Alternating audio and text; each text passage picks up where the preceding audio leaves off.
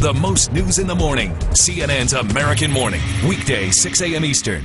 This week we've been looking at militias. This organization is a little bit different, but they're very much a part of what is known as this growing patriot movement in this country. In the first two parts of our series, we looked at the growth of private militias in this country. Now we turn to a group whose founder says he doesn't need a militia. That's because his organization is recruiting its members right out of the military and law enforcement.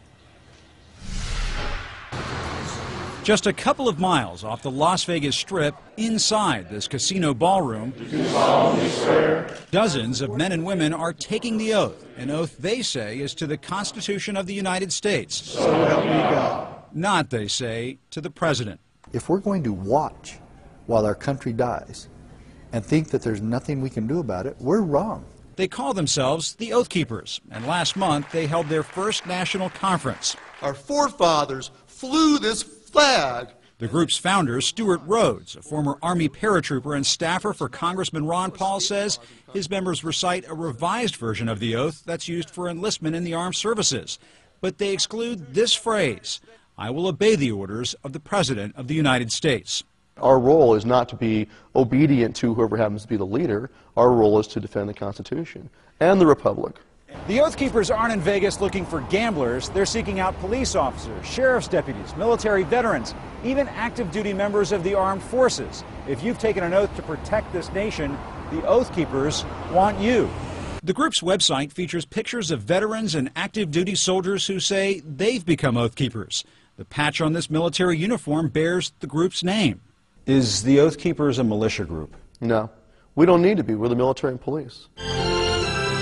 The Oath Keepers call on their members to disobey any orders, as they put it, to disarm the American people or to force citizens into detention camps.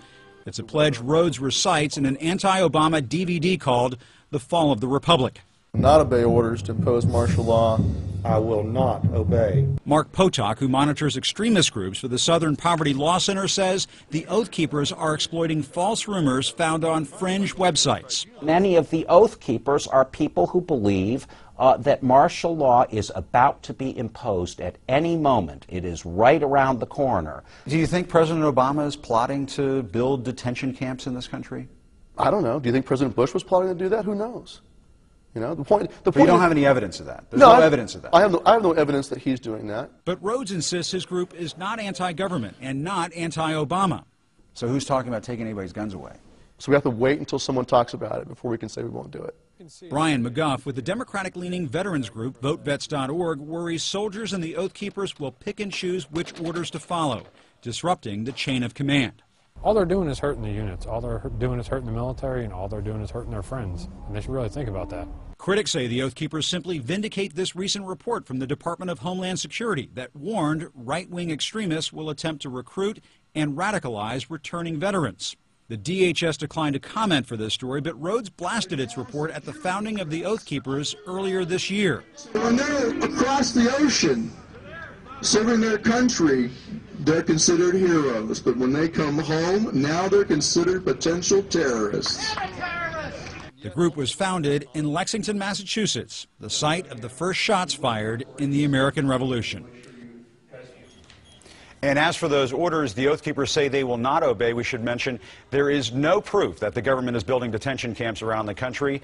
And as we've said earlier this week in this series, there are no proposals coming from the White House or Democratic leaders in Congress for new gun control laws, John. And one thing that's popped up time and again, a question that our viewers have had about this series is, you know, is some of this racial? Does it have anything to do with racism? We didn't find that during this series. One thing that we did find time and again talking to these folks is that President Obama seems to have inherited some issues from the Bush administration that many libertarians, many folks in this so-called patriot movement don't like. Things like the bailout, things like the Patriot Act. So in many ways, President Obama is inheriting problems with these groups that he got from the Bush administration. But there's a lot of what if going on here as well. You know, what if gun control? What if martial law? What if they disrupt the chain of command? Is there any proof on either side of anything going on? Absolutely none whatsoever. And these groups will admit that. They'll say as much. They say, but we want to stop these things before they happen. But at the same time, the question has to be asked, are they planting seeds in people's minds